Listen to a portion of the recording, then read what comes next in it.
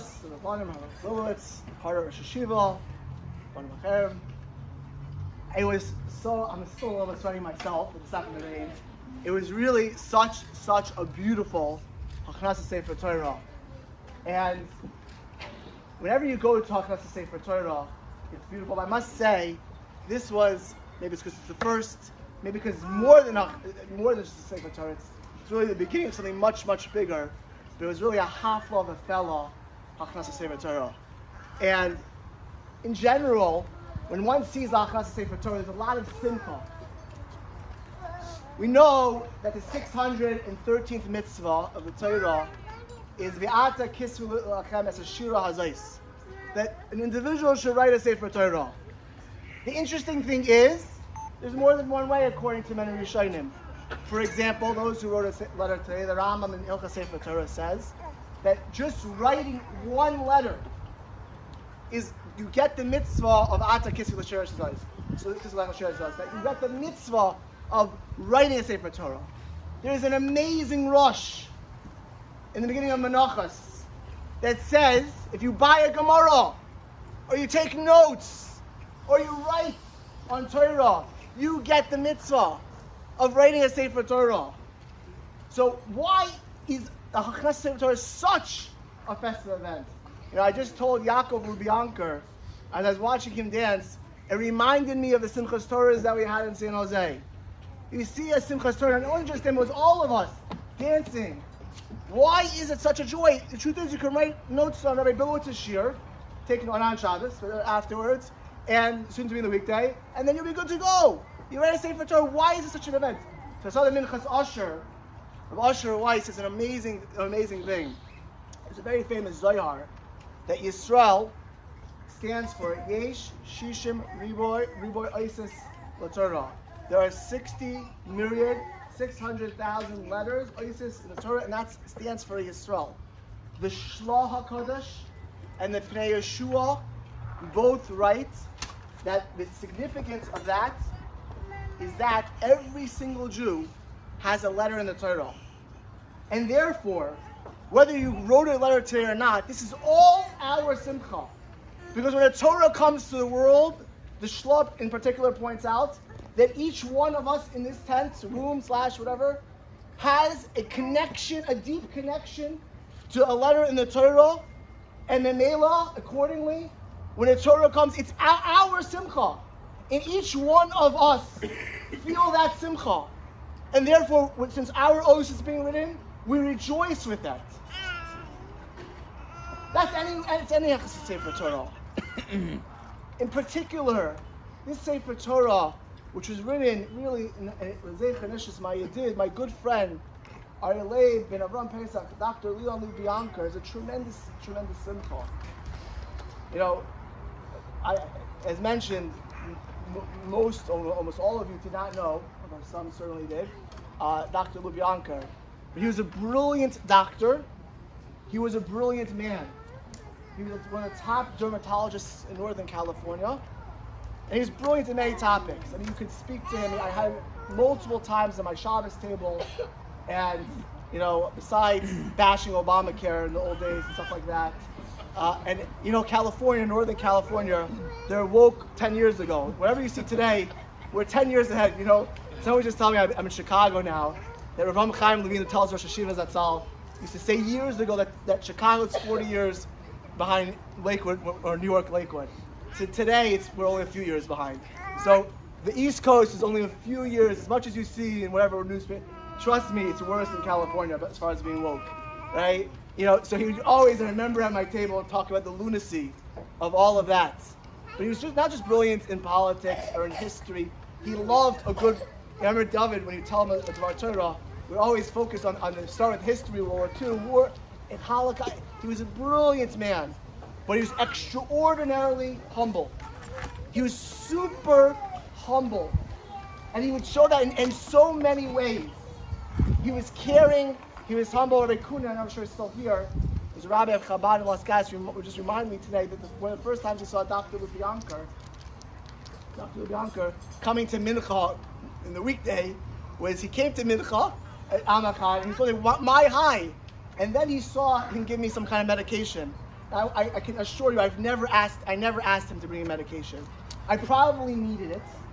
And to him, it was like a no-brainer that he would go ahead and bring it to shul. It was a no-brainer. I remember once I did have something where it's cellulitis many years ago, and I was misdiagnosed. The amount of times he called me, it was unbelievable. It was Erev Shabbos. It wasn't just me. I can tell you, B'yidua, first-hand knowledge, that kind of care and sensitivity was with not only his patients, with any person he met.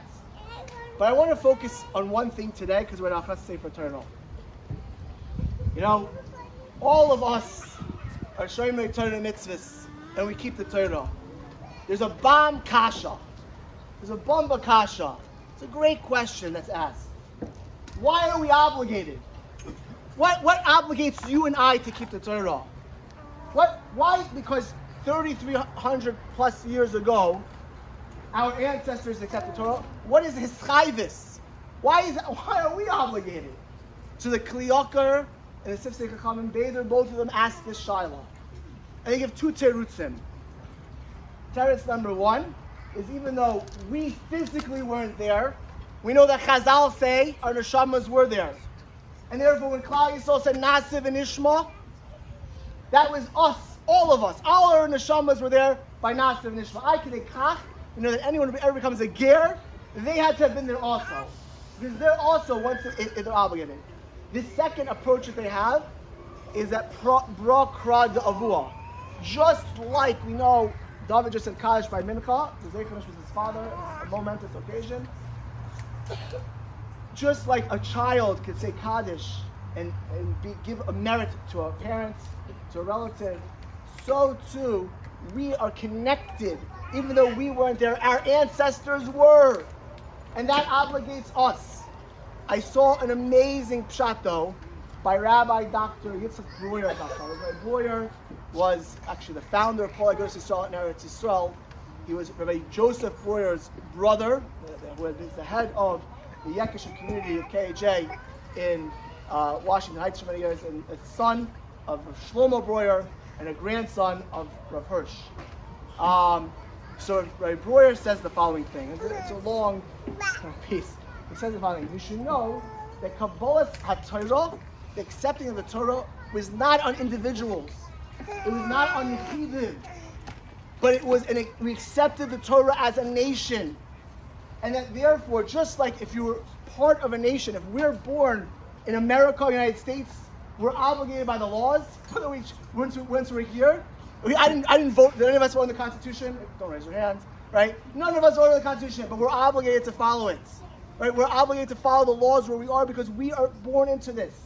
And Kol Shekain so much more says, Rabbi Breuer, that when we accepted the Torah, we accepted it as an Am Yisrael, as a nation, and therefore, we who were born into Klal Yisrael, said Rabbi Dr. Breuer, are mechuyev, are obligated to keep the Torah. Now, when we think of community, when we think of a Kehillah, you know, typically we think of institutions. You think about, tell me about the Kehillah, the Jewish community.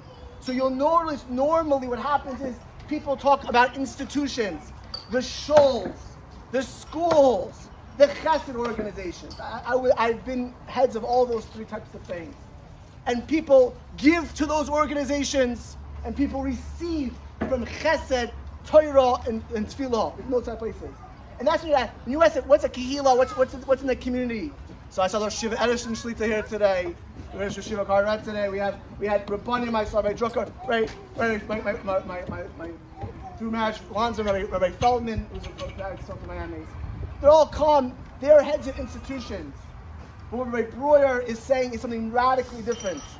And the essence of the Torah and the reason we all in this tent are obligated to keep the Torah is when we talk about community, it's on a different dargo.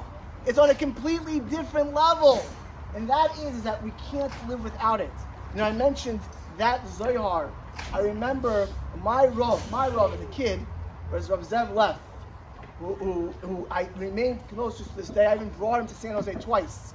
And I remember the first time I brought him to the school where the Lubianker children went when they were younger, to South Peninsula Hebrew Day School.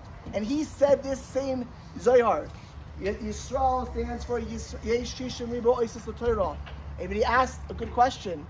If you count the letters in the Torah, there are not 600,000 letters in the Torah.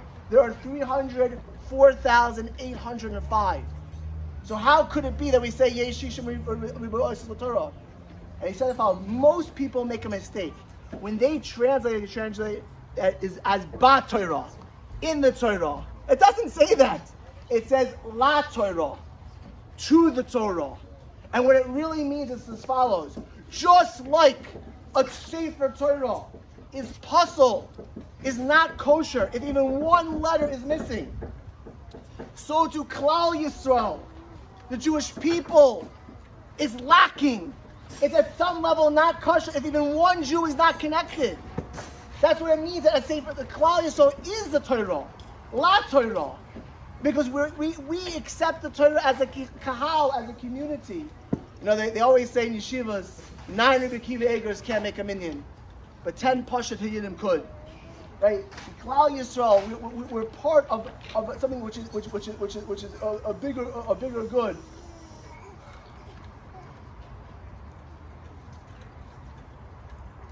The truth is, the 613 mitzvahs themselves, none of us can do it. It's different Jews. You have Kohanim, you have certain mitzvahs only men could do, certain mitzvahs only women could do. The Torah was given, we say 613 mitzvahs, it was given to the Jewish people.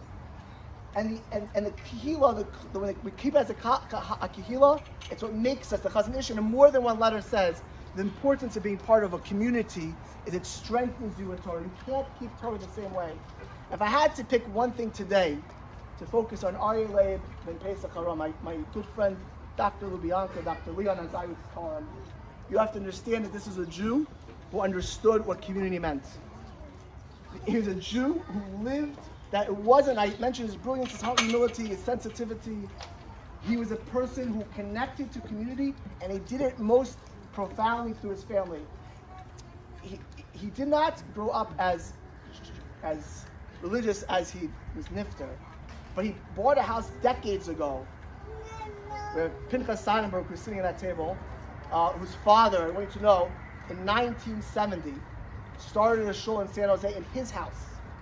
In his house, because this wasn't Edison, San Jose, by the way. there is nothing there. There was not one Torah minyan there.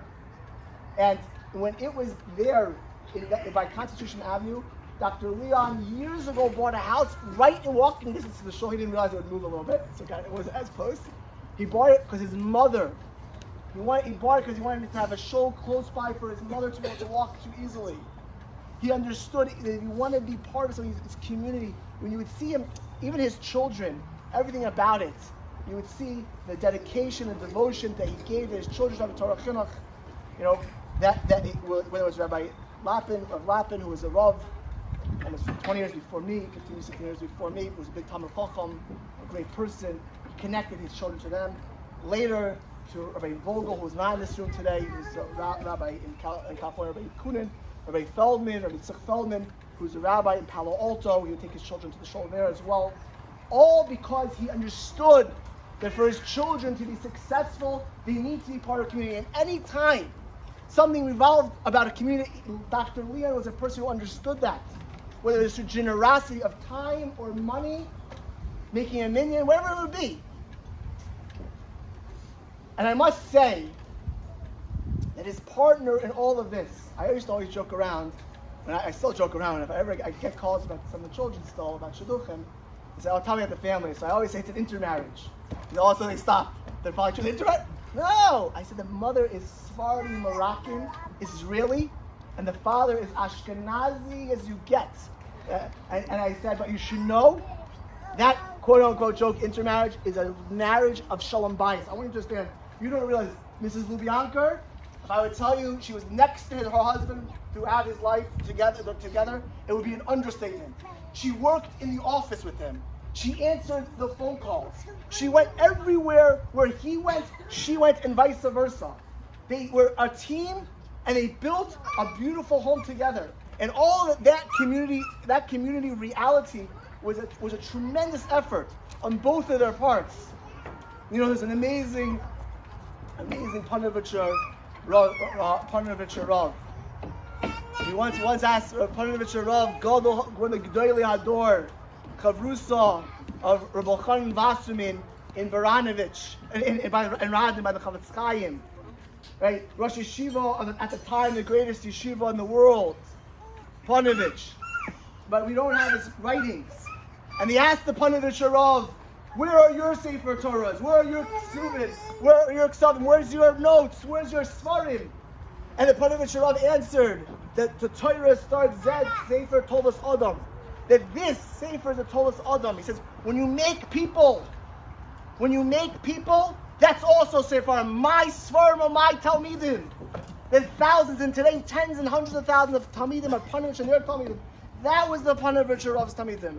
So we're here today to celebrate a book, the 5 books of Moshe, the Torah that we have. But I must tell all of you that Dr. Leon and Mrs. Lubyanka, Mrs. Etta Lubyanka wrote 5 Svarim already.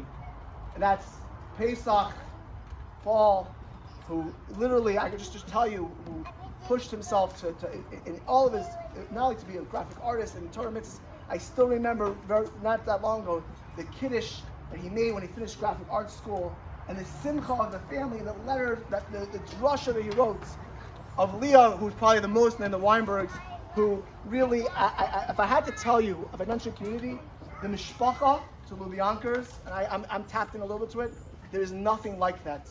The nachas, the simcha by Eric and Leah's wedding. I'm telling you, I've been beside a Kedushin, I've been at many weddings, I've been in all types of places.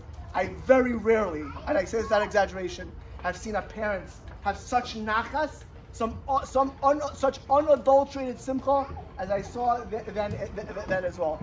And David, I want to just actually one thing with David. You know, I talk about the Mesorah and giving from his mothers and his grandparents. One of the reasons that the Lubyankers got to the next level, one of the things, is I still remember where I was standing. I think this was 12, 13 years ago. I had a seed program from Rabbi Grossman, Yeshiva Shar HaTorah, for 13 years in San Jose, because I'm a Shar HaTorah Bachar. And I used to, in the second year, the first year, maybe a little bit longer even, I called up Dr. Leon. Dr. Leon, I want to have you study with a boy from Yeshiva. And Mrs. Lubianker actually calls me, and she's oh, Dr. Leon, you're working too hard today. You know, but David is home for the summer to study for MCATs.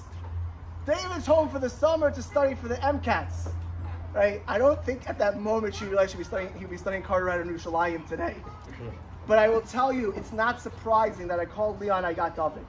Because the children, David, and all the children are products of that Sefer Torah which he wrote. And with Eti together with him, Mr. Lubyanka together. And Rosie, the same thing. I remember when she was actually at one point, I'm sure you know this, when you were working on being a designer of costumes. Right now you're designing neshamas, it's much better than costumes. But whatever it was, the pride, the joy. I'm not going to skip Yaakov as well, right? That Yaakov, that vaks to be a Talmid Chacham, and by one of the last moments where Leon was out was Yaakov's chasana. That Sefer Torah is now added to by the Sefer Torah here. And I want to say one thing. The fact that it's ended up here, I believe is the same Vart.